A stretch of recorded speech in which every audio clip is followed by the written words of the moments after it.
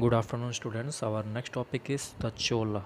Okay, the Chol dynasty was in power from the later half of the 9th century to the beginning of the 13th century AD. So it was at its peak during the medieval period. The Vijayalaya Chol, who was also the uh, founder of Chola Empire, he was an ancient chiefly family of Cholas captured the Kaveri Delta from Muttrayars. He built a temple devoted to goddess Nishumba Sudini at Thanjavur and made it his capital. So gradually the kingdom grew in size with conquering the neighboring regions of Pandyas and Pallavas.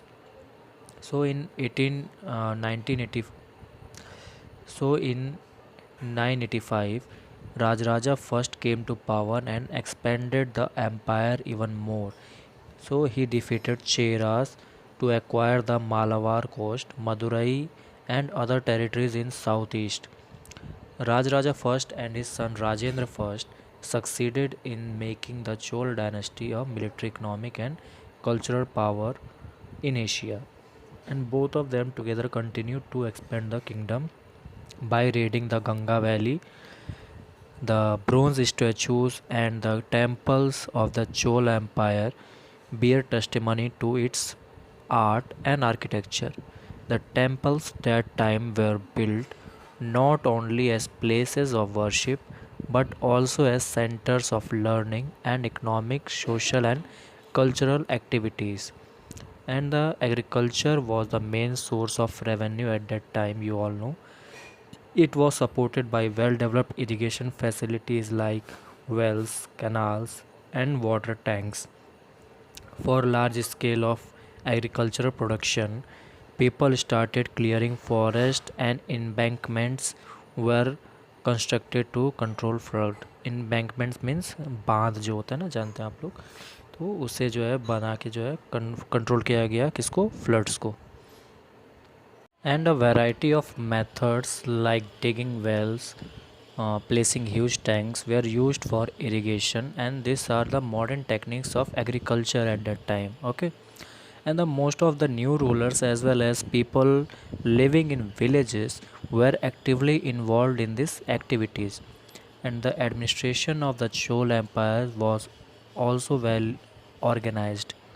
Ur, this is the settlement of peasants where grew prosperous with the spread of irrigation agriculture.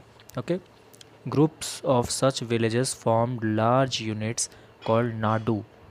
People performed several administrative functions including dispensing justice and collecting taxes.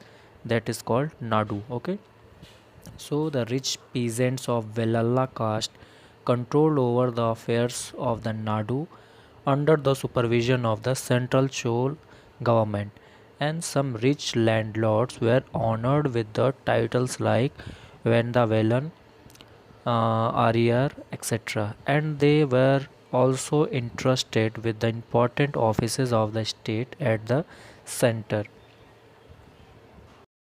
As we already know, Brahmins often received land grants and Brahmadev.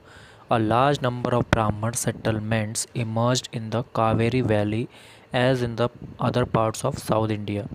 And each Brahmadev was looked after by an assembly of Sabha of prominent Brahman landlords which worked efficiently, and their decisions were recorded in detail in inscription on the stone of walls of temples. Okay, so association of traders known as nagarams also occasionally performed administrative function in towns, and inscription from Uttamarayur to Chengalpattu district in Tamil Nadu tell us the way in which the sabha was organized. So there were separate committees to look after different works like that of irrigation, temples, etc. Our chapter is being over.